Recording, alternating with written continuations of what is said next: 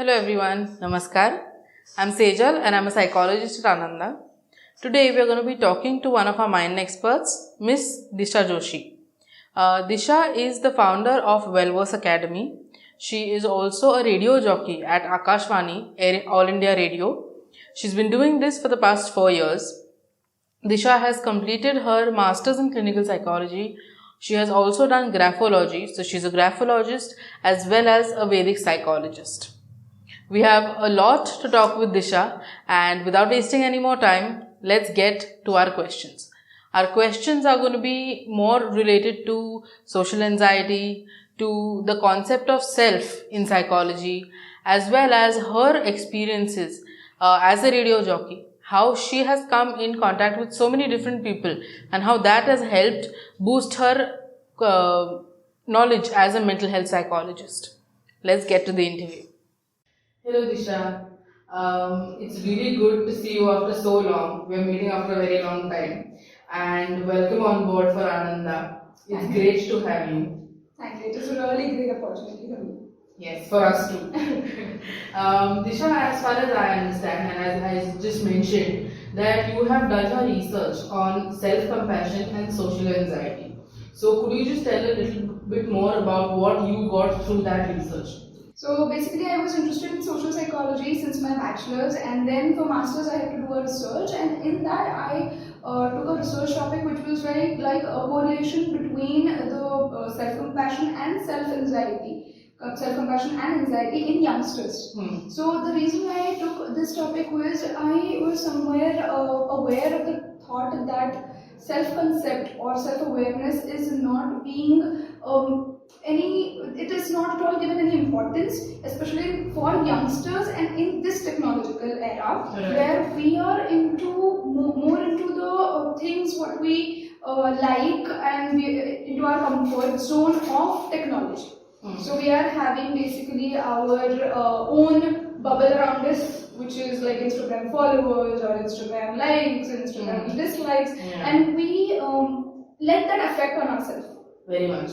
And if this happens, then entire thing goes haywire.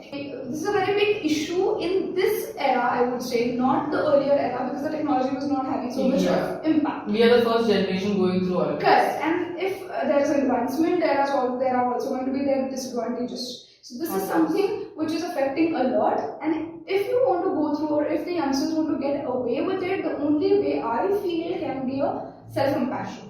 So self-compassion and social anxiety plays a vital role according to me and my research, because whatever we come up with is that if your social anxiety, if you want to reduce your social anxiety, then you need to be high on your self-compassion. Okay. So it's like if your self-compassion is more, social anxiety is less. Right. Okay. So this is the thing. Now coming to the self-compassion topic, self-compassion is really a very big umbrella. In this umbrella, there are 3 basic things which come. Like you can say self-kindness, humanity, common humanity, and then comes your mindfulness. Okay, so these 3 things, self-kindness, common humanity, and mindfulness, are something which you as a self grow.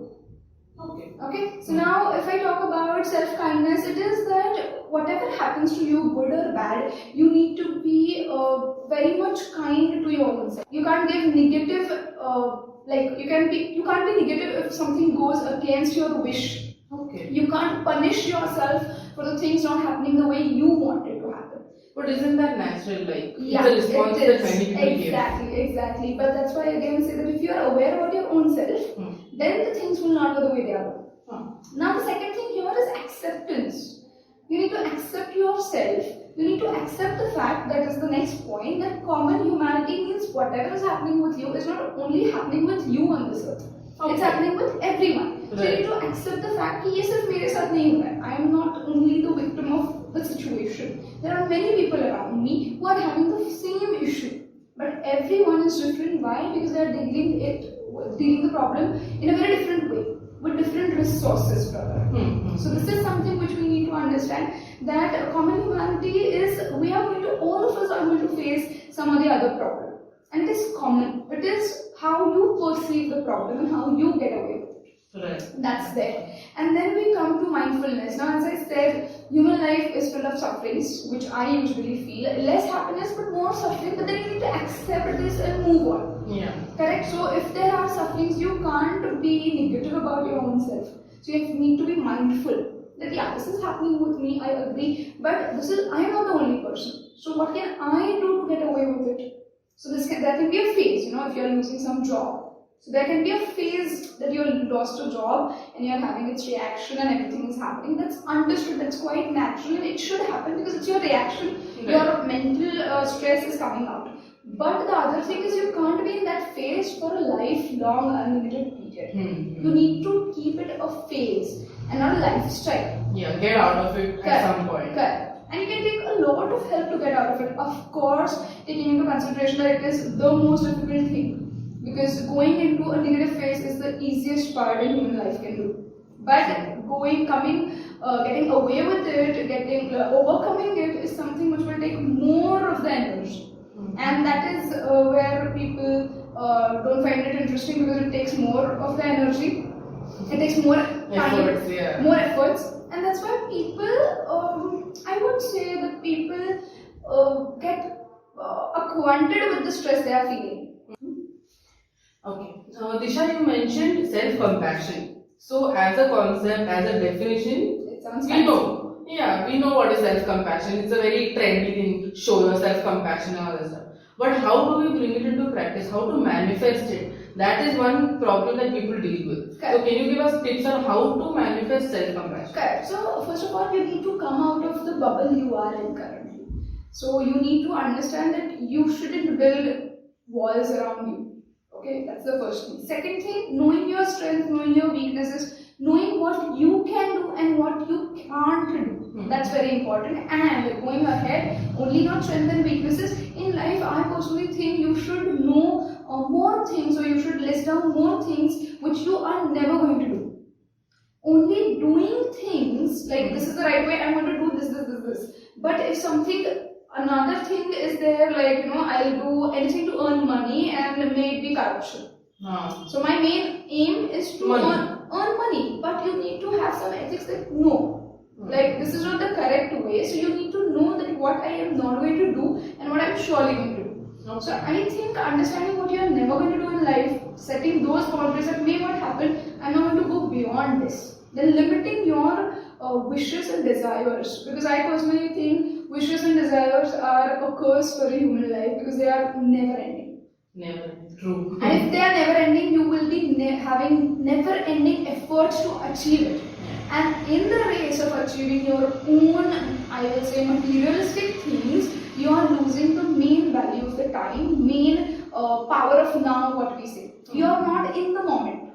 So you are losing. You're always focusing on what next. What can I get next? Correct. You are anticipating, you are making plans, if this works and if that works, everything is if and then. So you are nowhere. So basically, if you be in the moment, again, if you are mindful, then many things can work on. Right. So if you are self-aware, your self-concept, your self-worth is something which you need to increase by identifying your own self. The only way to do is to get out of your comfort zone. Meet people, explore the things which you have never done. So if you do this, you understand, okay, so this is something which I can do, but this will take a lot of time and skills, but I'll do it in due course. So this is somewhere you need to not letting yourself get down that no, I can't do this. I can, but it will take time. And focus more on your strengths. Because if your strengths go ahead, your weakness will be automatically covered. Right. So it is something you can work on, and having a positive approach, that is something very important. Accepting the fact that it's okay if this is happening, it will not be my way or the highway. That concept is not going to work here in life. So life has another plans for you. Go with the flow and set boundaries for yourself.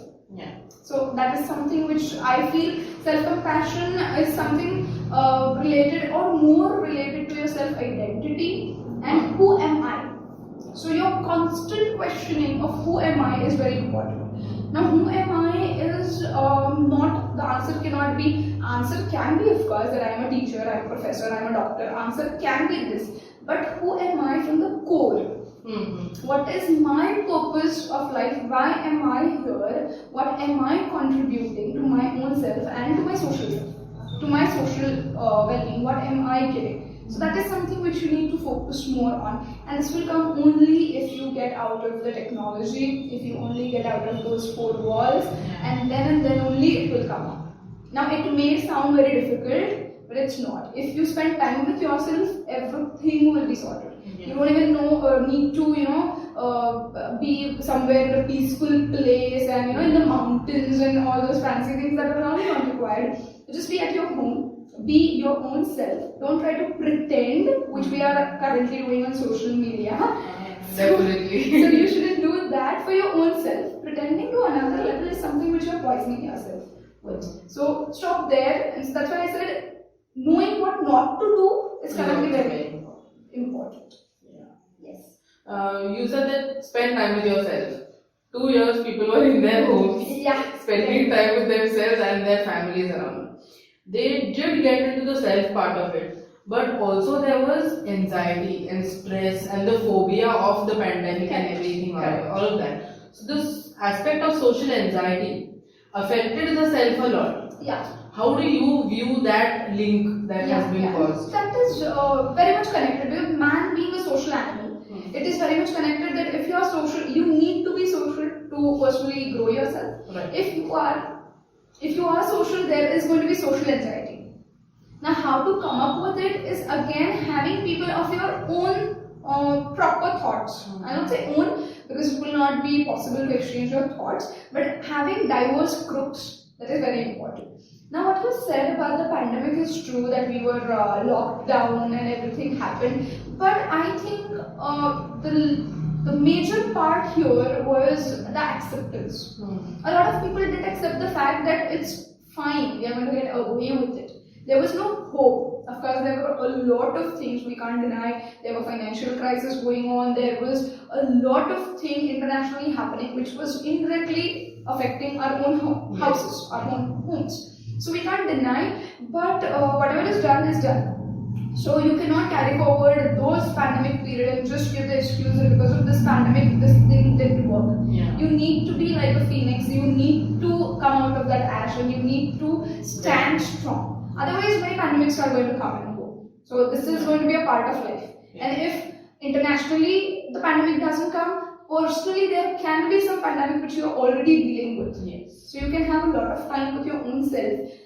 Not locked down obviously, but you are giving time to what you do. So not necessarily if you like reading books, I will like it. That can't be a compulsion. If you find meaning in books, meaning in words, I may find meaning in music.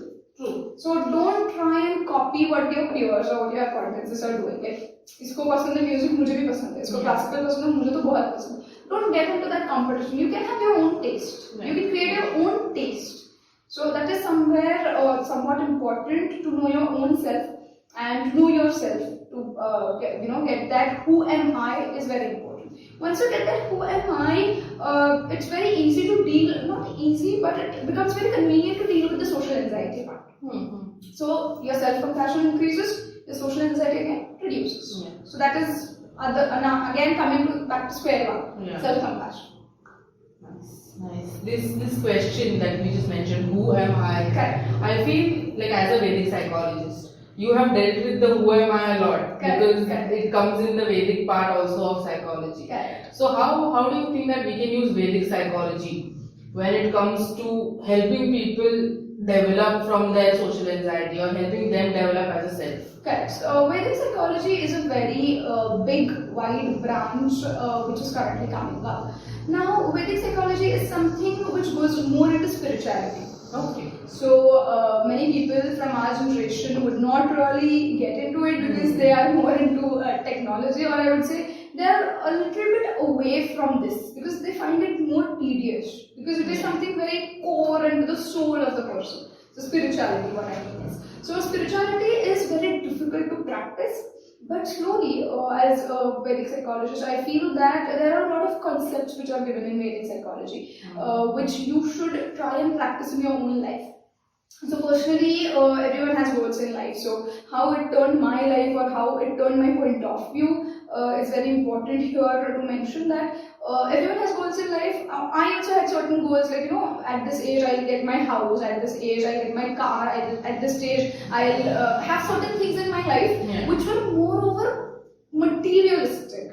Definitely. I wanted those things because in the society around me, people are setting goals like this. Yeah, those things are valued in us. Correct. Those things are valued a lot in our society, that if this person is taking house, his own home at this age, then you can definitely. And then you get into that competition again.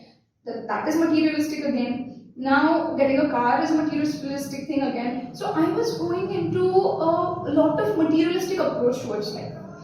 And then I came up with the thought that how long will these materialistic things help me to be happy? I get a car. Yeah. It is standing. I'll be happy, super happy for the first day. I take my family for a drive. I know that the car is there. It's my own car. It's standing in the parking. Day 1 passes. Day 2 passes. Day 3 passes. And slowly, the excitement which I had to buy that car and to get that car on day 1, slowly reduces. Definitely. So did I get to my actual satisfaction and happiness? So my clear answer would be no. Yeah, momentarily you did. Correct. Then So, it reduced. correct. So these things are very important, that non-living things are not going to give you, they can give you instant gratification, they can give you instant happiness, but they are not going to be a part of your life for a longer duration. Rather, they will take more of maintenance, more of your energy. Yeah. So instead of you investing in yourself, you had to invest in your materialistic things. And they are very superficial, I feel. I am of course not denying the fact that people can have desires to buy a car or to get a home. That's a personal choice. But I will not define my happiness and satisfaction once I am into that loop, like abhi mere paas car aa gayi, so now I am super happy. So that is very momentarily, as we said. So if I want to be happy and satisfied, the only way is to be happy with your own self. Internally happy. Yeah, internal happiness is very important. If something very worst also happens, you will not be shaken. And this is very important. So crisis management will not come if you are not aware of yourself. Yeah. And crisis management can anything can happen. You can lose someone, you can lose all the wealth you have got, you have earned, anything can happen. So you have to be prepared that nothing is permanent. Something comes and something goes. When people come and people go, things are going to come, things are going to go. So you need to be aware of your own self. You are the only person who can create and destroy yourself. So if you are on the creator side, then that's a very good thing. But if you are on the destroyer side, you need to again revisit your own self and try and analyze that no, this is something which I am poisoning myself with. I need to revisit it, and again I need to I need to check upon the things which I have already assumed. So things are not going to go on my assumption. If this happens, stick. If this happens, stick. So as I said, life has different plans. Don't go with the thing that it's only my way and my wish. So it's never going to be like that. I think people learned that during the pandemic. Yeah. That they were facing so many issues, financial issues. Correct. They lost their close ones. Yes. And I think they learned from that. It's not about what I have. Correct. It's about what I have inside me that is going to bring me peace at the end of the day. Correct. Many people accepted the fact, and that's why they were happy. That internal happiness is what matters. But many people were there, especially Indian crowd, because we are not aware of all these things. People who are educated, people who know the world, they have seen it through their own eyes. They know the fact that things are going to come and go, and that's why they accepted that internal peace is something which we have to go along with. But there were many people, especially the educated class, uneducated class I would say, who couldn't deal with this situation. So more of frustration was coming out in the society. Why? Because there was no acceptance, self-acceptance, and the acceptance of the situation. So there was no acceptance of the situation, and that's why everything went down the track, I would say. That is so true. You are also a graphologist. Yeah.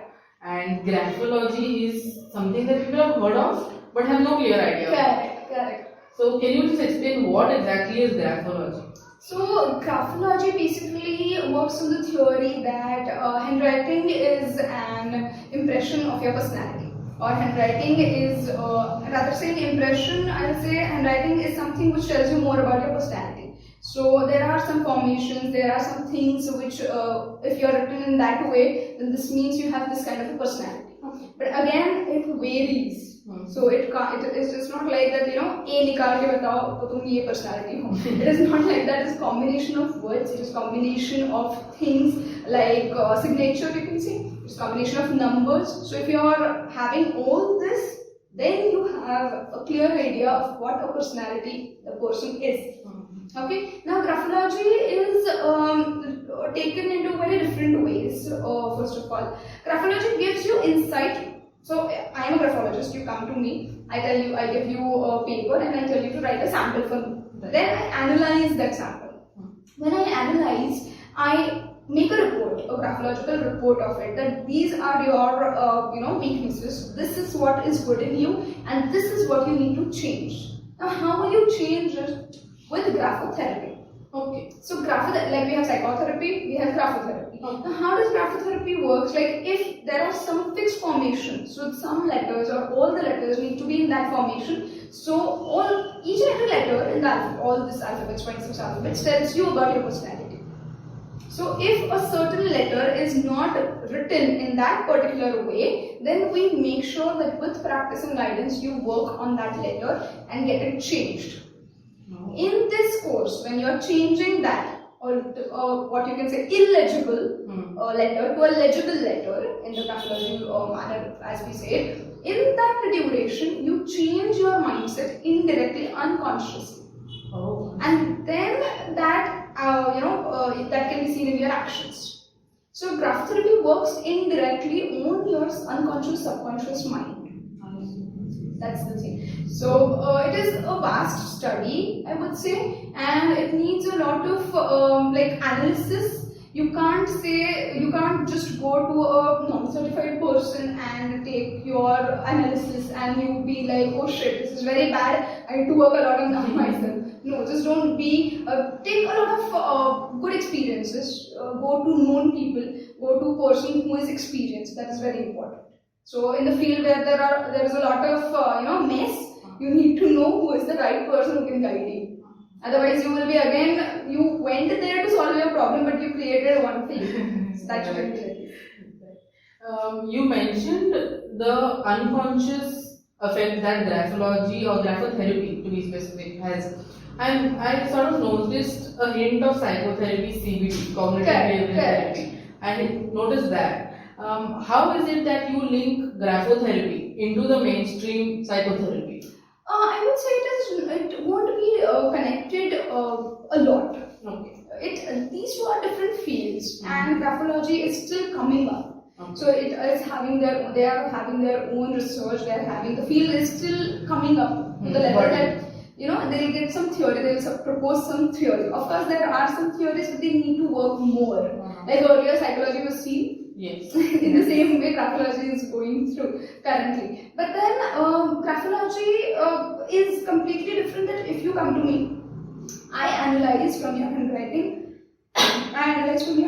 that you have some suicidal tendencies. Okay. That can be also checked. So if you come to me with the analysis, you come to me and I have to analyze your sheet, your words.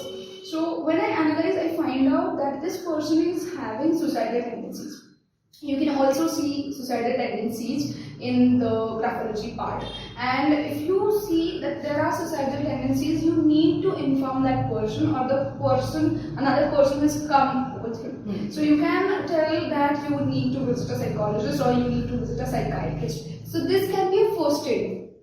So graphology can work like some personality changes which you need to make, which are in control of graphotherapy. That can be done. But if something goes beyond that, then we also personally suggest that graphotherapy, take up graphotherapy or continue with it. But you will also need an assistance or help of a mental health professional. Okay. So that is very important. You can't just rely on one theory. Yeah.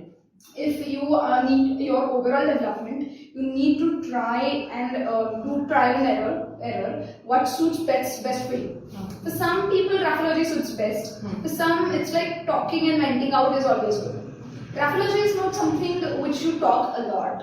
You vent out. It is going, telling your, telling your details, basic details, and just writing out everything. And that impression of your personality is then analyzed. But if you want someone to hear you out, if you want to vent out, then a graphologist would not be a correct person to go to, but a mental health professional will be a correct person. Okay, so you have to sometimes Yes. go hand in hand with Correct. it for better development of that Correct. person. Correct. This is what is lacking, that I have an issue. I understand, but where should I go? Right. Which help should I seek? So if I go for societal ideation, if I go and if I want to vent out all my problems, and if I go to a graphologist, then that person can help me only in whatever is in his capacity. Yeah. He will not help me beyond. But then the actual person would be a psychiatrist or a psychologist for that. Correct. Right. We've learned a lot from you today. Lot of insight, lot of new stuff. Thank you very much for coming all the way, for spending time with us, and for teaching us so much. And Ananda looks forward to working with you in the coming projects as well. Yeah, I was really grateful. I'm really grateful actually, and I'm thankful to you that you gave me and you told me to come here and share my insights. I hope this helps a lot and people change their point of view from what we have discussed. So yeah, thanks a lot, and I am also looking forward to working with Ananda. Thank you so much. Yes, thank you. As you all just saw, we had a very detailed conversation with Disha. She shared a lot about how we are supposed to practice self-compassion and how practicing self-compassion is very important if you want to deal with your social anxiety. She also shared about what is graphology, which is a field which is not known by many people, and how graphotherapy and psychotherapy, being two different fields, can work parallelly to help develop a person that has come to us for psychotherapy. She also shared a lot of her own personal experiences and what all she has learned from the people that she herself has interviewed at her time at Akashvani. We hope that you all have enjoyed the interview. You all are taking something important back after you've watched this interview. Do like, share and subscribe Ananda for more such interviews. Thank you very much.